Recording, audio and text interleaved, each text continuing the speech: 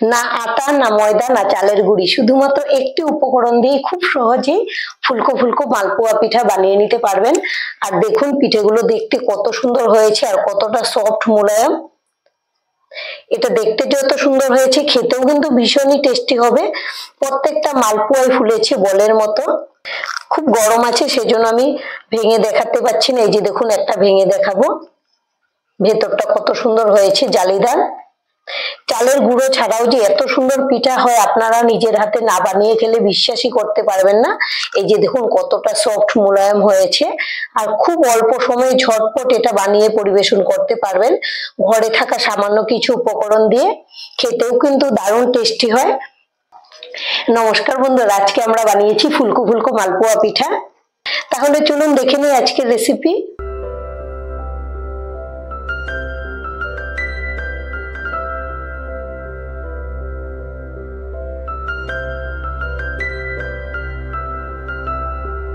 মালপোয়া পিঠা বানানোর জন্য সবার প্রথমে এখানে নিয়েছি এক বাটি সুজি।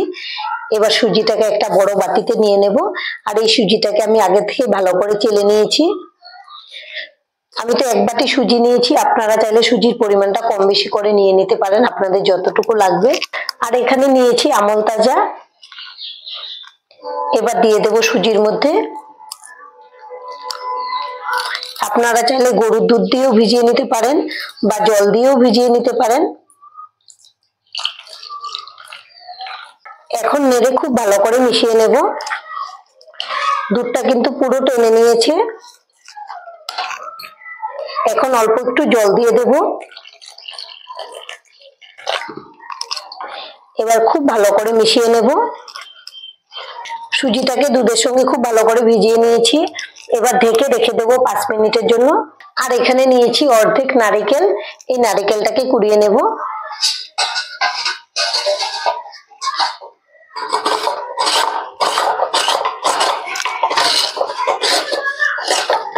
সুজিটা ঢেকে রেখেছিলাম, 5 মিনিট হয়ে গেছে, ঢাকনাটা খুলে নেব।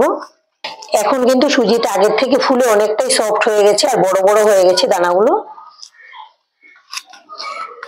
এবার নিয়ে নেব একটা মিক্সিং জারে।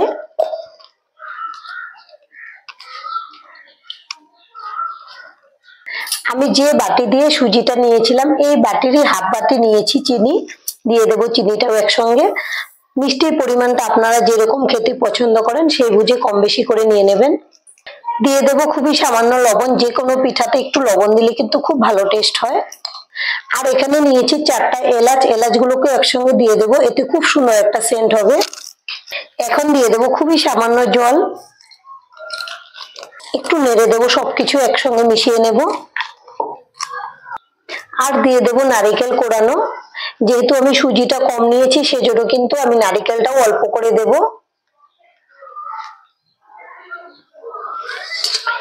এই নারকেলটা দেওয়ার জন্য কিন্তু মালপোয়া পিঠাগুলো খেতে ভীষণই টেস্টি হবে। আপনাদের হাতের কাছে থাকলে অবশ্যই দেবেন। এবার ঢাকনা লাগিয়ে এটাকে খুব ভালো করে বেটে নেব। সবকিছু একসঙ্গে খুব ভালো করে পেস্ট করে নিয়েছি। এবার ঢাকনাটা খুলে নিলাম। এখন একটা বড় বাটিতে নিয়ে নেব। মিক্সিং জারে অনেকগুলো লেগে আছে, এটাকে ভালো করে বের করে নেব। দেখুন পেস্ট করার পরে এরকম হয়েছে। এটা কিন্তু অনেকটাই ভারী আছে, সেজন্য একটু দুধ বা জল মেশাতে হবে। আমি দিয়ে দেব দুধ। দুধটা একবারে বেশি করে দেব না, অল্প অল্প করে দিয়ে মেশাবো। একবারে বেশি করে দিলে আবার পাতলা হয়ে যাবে, তখন কিন্তু মালপোয়া গুলো ফুলবে না। খুব ভালো করে মিশিয়ে নেব। আমি দুধ দিয়ে খুব ভালো করে ফেটিয়ে নিয়েছি। এখন কিন্তু বেটারটা একদম রেডি। এই যে দেখুন বেটারের ঘনত্বটা খুব বেশি ভারী থাকলেও হবে না আর খুব বেশি পাতলাও হবে না, এরকম মিডিয়াম রাখতে হবে। এখন গ্যাসে একটা কড়াই বসিয়েছি, কড়াইটাকে ভালো করে গরম করে নিয়েছি। এবার দিয়ে দেবো সানফ্লাওয়ার তেল। এখন তেলের মধ্যে ছোট্ট একটা স্টিলের প্লেট দিয়ে দেবো আর একসঙ্গে প্লেটটাকেও তেলের সঙ্গে গরম করে নেব। তেলের সঙ্গে প্লেটটাকেও খুব ভালো করে গরম করে নিয়েছি। এখন তুলে নিলাম। অল্প একটু তেল রেখে দিয়েছি। আর এদিকে বেটারটাকেও একটু নেড়ে নেব। এবার থালার মধ্যে দিয়ে দেবো বেটার।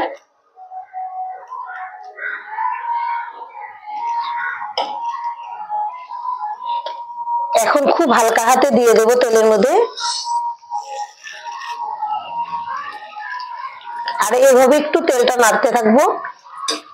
কিছুক্ষণ পরেই দেখবেন প্লেটের থেকে ছেড়ে উপরে ভেসে উঠবে।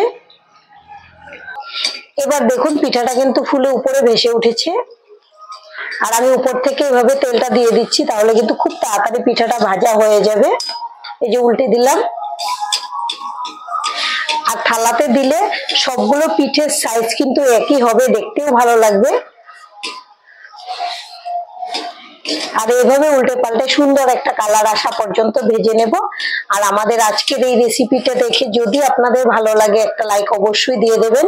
আপনাদের একটা লাইক আমাদেরকে অনেক উৎসাহ দেয় নতুন নতুন ভিডিও বানাতে। আর আমাদের চ্যানেলটিকে সাবস্ক্রাইব করে নেওয়ার জন্য অনুরোধ রইল। দুই সাইড থেকে খুব সুন্দর করে একদম লাল করে ভেজে নিয়েছি। আমাদের এই পিঠা ভাজা হয়ে গেছে। আর এইভাবেই সবগুলো পিঠা ভেজে নেব। আমাদের সবগুলো মালপোয়া ভাজা হয়ে গেছে। এই মালপোয়াটাকেও তুলে নেব। আর আমাদের সবগুলো মালপোয়া ভাজা হয়ে গেছে। ভাজার পরে কত সুন্দর লাগছে দেখতে। আপনারা এইভাবে বাড়িতে বানিয়ে খাবেন, আশা করছি ভীষণ ভালো লাগবে। আর আজকের ভিডিওটা এখানেই শেষ করবো। সবাই ভালো থাকবেন, সুস্থ থাকবেন, ধন্যবাদ।